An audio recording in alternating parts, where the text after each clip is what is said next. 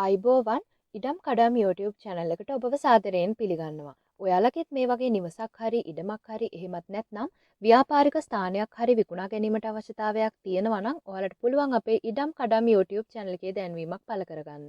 කරන්න තියෙන්නේ තිරයේ 30 වෙන අංකයට WhatsApp හරහා අපිට විස්තර එවන්න. වයඹ පළාතේ කුරුණෑගල දිස්ත්‍රික්කයේ වාරියපොළ ප්‍රාදේශීය ලේකම් කාර්යාලයට අයත්ව වෑදණ්ඩ කියන ගමේ තියෙනවා නිවසක් සහිත ඉඩමක් විකුණන්න.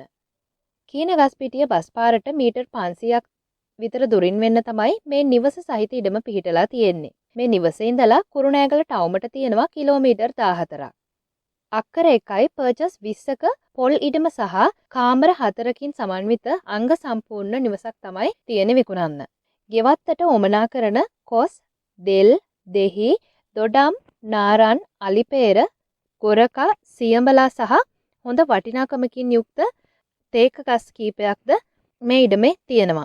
ඊට අමතරව තව ගස් වර්ගද වගා කරලා තියෙනවා. දැනට වාරයකට පොල් ගෙඩි 500ත් 600ත් අතර ආදායමකින් පොල් කැඩෙනවා. අලුතින් වගා කර ඇති පොල් ගස් යටි වගාව වශයෙන් වගා කර ඇත.